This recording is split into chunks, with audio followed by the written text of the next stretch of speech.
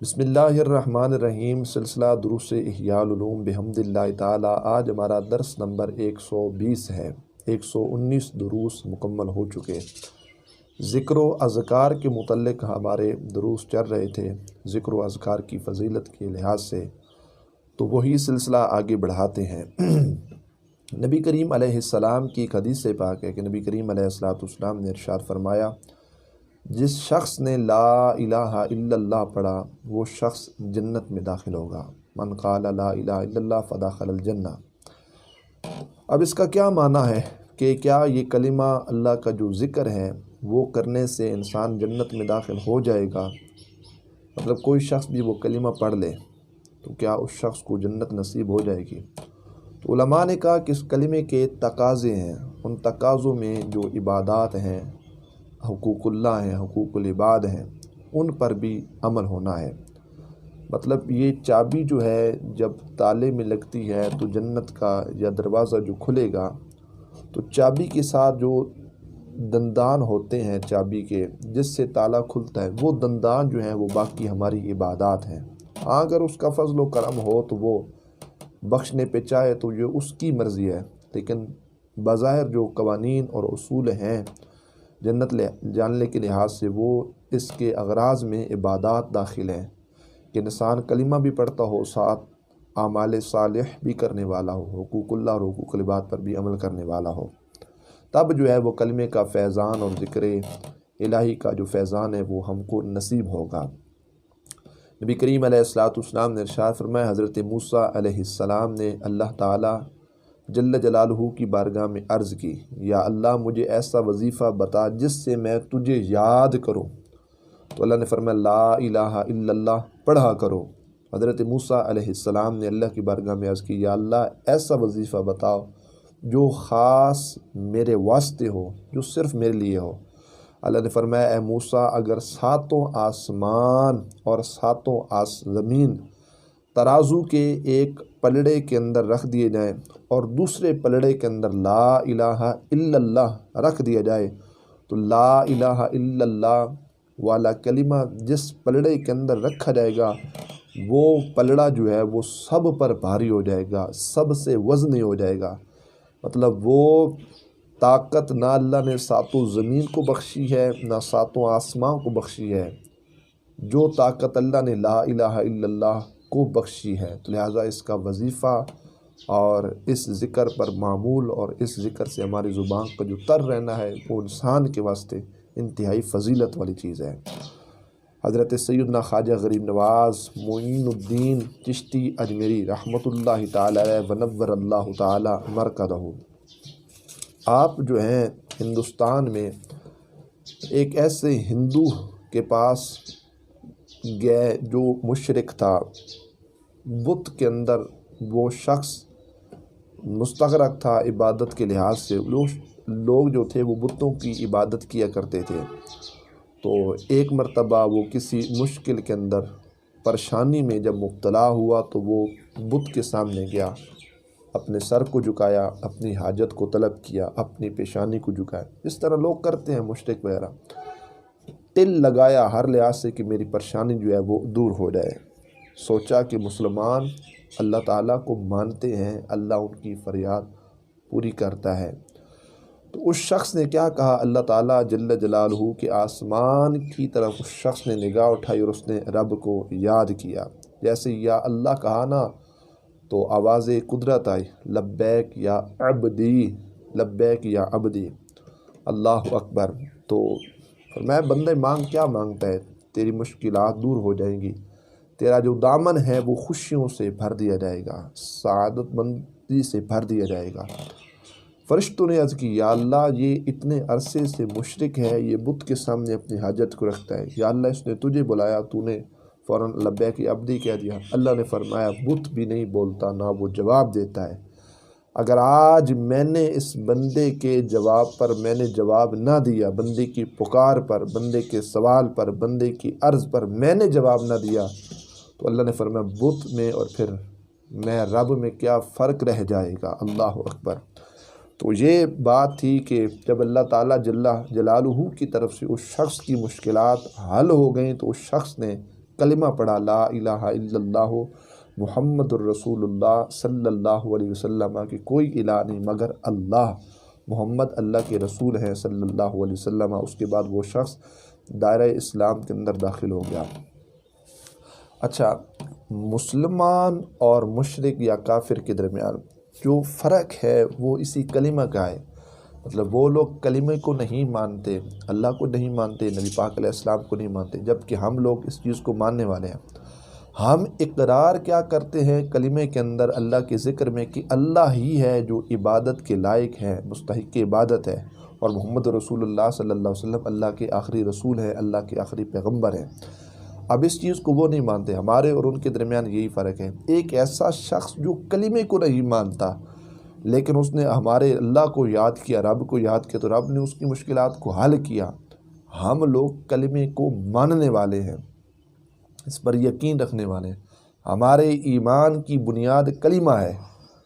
تو اگر ہم اللہ کو یاد کریں، اللہ سے اپنی مشکلات کا حل مانگیں، اللہ کی بارگاہ میں ہم اپنی مشکلات کو رکھیں، اپنی حاجات کو رکھیں، تو ہمیں اس بات پر یقین کامل ہے اللہ ہماری بھی حاجات اور ہماری ضروریات بھی اللہ اپنے فضل و کرم سے پوری فرمائے گا۔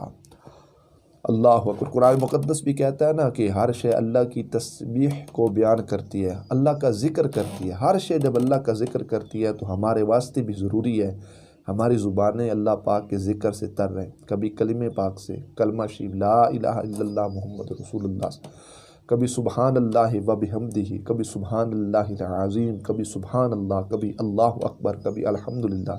ان کلمات سے ہماری زبانیں تر رہنی چاہیے، اللہ کا ذکر کرنا چاہیے۔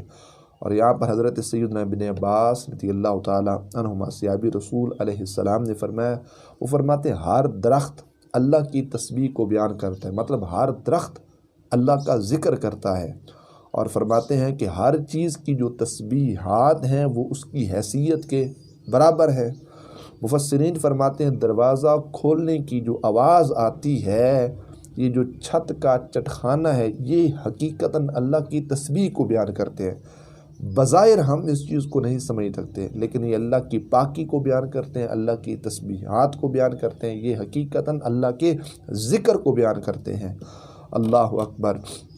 اور ان کی جو تسبیحات ہیں وہ کیا ہے؟ سبحان اللہ و بحمدہ، یہ اس انداز میں پاک رب کی بارگاہ میں ذکر کرتے ہیں۔ اور صحابی رسول ابن مسعود رضی اللہ تعالی عنہ روایت ہے کہ ہم نبی پاک صلی اللہ علیہ وسلم کی انگلی مبارک سے پانی کے چشمے ہم نے جاری ہوتے ہوئے دیکھا۔ یہ بھی دیکھا کہ نبی کریم علیہ السلام جب کھانا تناول فرماتے تو اللہ کی جو کھانا کھاتے تو کھانا اللہ کی تسبیح کو بیان کرتا تھا، کھانا بھی اللہ کی تسبیح کو بیان کرتا ہے۔ اللہ اکبر۔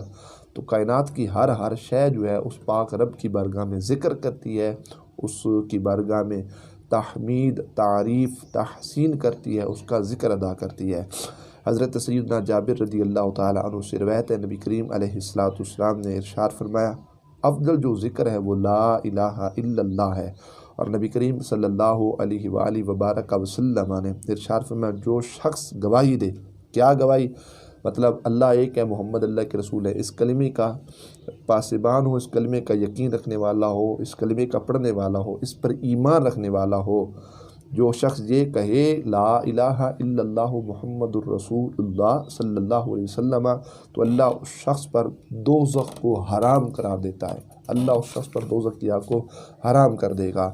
اور نبی کریم صلی اللہ علیہ وآلہ وبارک وسلم نے ارشاد فرمایا جو شخص سونے سے پہلے 2 مرتبہ لا الہ الا اللہ محمد الرسول اللہ صلی اللہ علیہ وسلم پڑھ لے گا، اللہ تعالیٰ جل جلالہ اس شخص کو اتنا ثواب عطا فرمائے گا جس طرح اس شخص نے 2 غلاموں کو اللہ کی بارگاہ میں کیا کیا؟ آزاد کر دیا۔ غلام قید ہو، اس کو آزاد کرنے پہ جو ثواب ہے تو 2 غلاموں کے آزاد کرنے جتنا ثواب اس شخص کو نصیب ہوگا جو سونے سے پہلے فقط 2 دفعہ لا الہ الا اللہ محمد رسول اللہ صلی اللہ علیہ وسلم پڑھتا ہے۔ پھر نبی کریم صلی اللہ علیہ وآلہ وبارک وسلم فرماتے ہیں نماز فجر کے بعد سورج نکلنے تک، مطلب سورج نکلنے تک اکثر لوگ مساجد میں بیٹھے ہوتے ہیں، اللہ کا قرآن پاک پڑھ رہے ہوتے ہیں، مختلف قسم کی تسبیحات ذکر و اذکار کے اندر مصروف ہوتے ہیں، تو جہاں پر بقیہ عبادات وہاں پر ایک چیز، چونکہ ذکر و اذکار کے متعلق یہ ہمارا موضوع ہے، تو حضور علیہ السلام نے کیا فرمایا، نماز فجر کے بعد سورج نکلنے تک جو بندہ لا الہ الا اللہ محمد الرسول اللہ صلی اللہ علیہ وسلم پڑھے اور درمیان کے اندر دنیا کے لحاظ سے کوئی بات نہ کرے، تو اللہ کریم جل جلالہ اس بندے کو ضرور جنت عطا فرمائے گا۔ اتنا سستا سودا ہے، یہاں پر کوئی مشکلات نہیں ہے، صرف کلمے کا ورد کرنا ہے، تو جنت عطا ہوگی اس بندے کو جس نے اپنی زندگی کے 24 گھنٹوں میں یہ چند منٹوں کی ساعت فجر کی نماز سے لے کر طلوع آفتاب تک تقریباً آدھا گھنٹہ 40 منٹ بنتے ہیں، جتنا نماز جماعت کا ٹائم ہے محلے کی مساجد میں، تو آسانی سے اس چیز کو دیکھا جا سکتا ہے، تو جنت اللہ کے فضل و کرم سے عطا ہوگی۔ اور فرمایا جو وضو کرتے وقت کلمہ شریف پڑھتا ہے تو اللہ کریم جل جلالہ ہر قطرے کے بدلے میں ایک فرشتہ پیدا فرماتا ہے، جو قیامت تک کلمہ پڑھے گا اس کا ثواب اس شخص کو نصیب ہوگا۔ قیامت تک وہ فرشتے کلمے پڑھتے رہیں گے تو اس کا جو ثواب ہے اس شخص کو نصیب ہوگا جو وضو کرتے وقت کلمہ لا الہ الا اللہ محمد رسول اللہ پڑھتا ہے، مطلب اللہ کا ذکر کرتا ہے۔ اللہ اکبر۔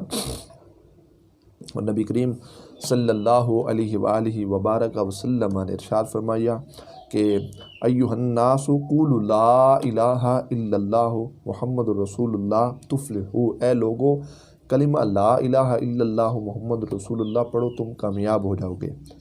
ہم کامیابی کے لیے کتنی محنت کرتے ہیں، کتنی کوشش کرتے ہیں، کیا کچھ نہیں کرتے ہم صرف کامیابی کو حاصل کرنے کے لیے محنت جو بڑھتی ہو کرتے ہیں، اللہ معاف کرے رشوت تک دے دیتے ہیں کہ ہمیں عہدہ مل جائے، ہمیں کامیابی مل جائے۔ انسان کتنی محنت کرتا ہے، کتنی کوشش کرتا ہے دنیاوی لحاظ سے، دین کے لحاظ سے جو انسان کی محنت میں جو معیار ہے، کامیابی کی جو منزل ہے، اس میں جو محنت انسان کی ہے وہ یہی ہے کہ انسان لا الہ الا اللہ محمد رسول اللہ اس کا وظیفہ کرتا رہے، اس پر عمل کرتا رہے اور اس کو پڑھتا رہے۔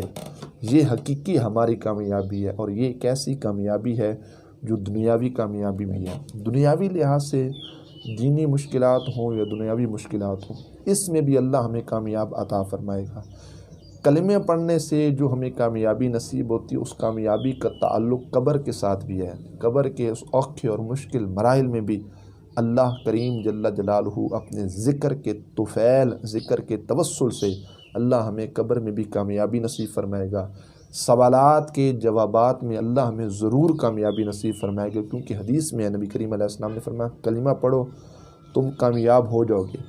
پھر آخرت اور قیامت کی وہ گرمی، وہ شدت، وہ حساب و کتاب کا خوف، وہ میزان عمل، وہ پل صراط کا منظر، وہ قہار والی صفت اس ذات اور اس کی بارگاہ میں پہنچ کر زندگی کے ہر ساتھ کا جواب دینا، تو انشاءاللہ تعالی ہمارا اس بات پر کامل یقین ہے تفلحو کے مصداق قیامت کے دن بھی وہی لوگ ہوں گے جنہوں نے اپنی زندگی میں جو اپنی ساعتیں تھیں وہ اللہ کے ذکر کے اندر مصروف کر دیں، تو اللہ کریم جل جلالہ قیامت کے دن بھی ہمیں کامیابی نصیب فرمائے گا۔ اس واسطے یہ جو کامیابی ہے وہ در حقیقت اللہ کریم جل جلالہ کے ذکر کے اندر ہی پوشیدہ ہے۔ اور حضرت سیدنا معاذ بن جبل رضی اللہ تعالی عنہ روایت کرتے ہیں، فرمایا کہ نبی کریم صلی اللہ علیہ وآلہ وبارک وسلم نے ارشاد فرمایا جو شخص لا الہ الا اللہ محمد الرسول اللہ صلی اللہ علیہ وسلم کی گواہی دے تو یہ جنت کی کیا ہے؟ چابی ہے۔ لا الہ الا اللہ محمد رسول اللہ کی گواہی دینا یہ جنت کی چابی ہے۔ اللہ اکبر۔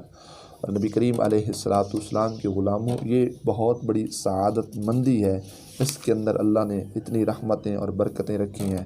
اور نبی کریم صلی اللہ علیہ وآلہ وبارک وسلم نے فرمایا تمہارے ہر عضو کا صدقہ ہے، ایک مرتبہ سبحان اللہ کہنا یہ بھی صدقہ ہے، جب بھی کہو گے الحمدللہ یہ بھی کیا ہے؟ صدقہ ہے۔ جب پڑھو گے اللہ اکبر، یہ بھی کیا ہے؟ صدقہ ہے۔ جب بولو گے پڑھو گے لا الہ الا اللہ محمد الرسول اللہ صلی اللہ علیہ وسلم، یہ بھی تمہارے واسطے صدقہ ہے۔ برائی سے منع کرنا، یہ بھی کیا ایک صدقہ ہے۔ مطلب کلمہ جو ہم پڑھتے ہیں یہ بھی ایک قسم کا صدقہ ہے۔ اللہ کریم جل جلالہ ہمیں اپنا ذکر کرنے کی توفیق نصیب فرمائے۔ امام غزالی علیہ الرحمہ کی قبر انور پر اللہ اپنی کروڑوں رحمت و برکتوں کا نزول فرمائے، اور حضرت امام غزالی علیہ الرحمہ کے علمی روحانی فیوز و برکات سے اللہ ہم سب کے سینوں کو مستفیض فرمائے۔ ماہ رمضان کے فیضان سے بھی اللہ ہم سب کے سینوں کو مستفیض فرمائے، اور اللہ اس ماہ صیام کے صدقے ہم سب کے گناہوں کو معاف فرمائے۔ وآخر دعوانا الحمدللہ۔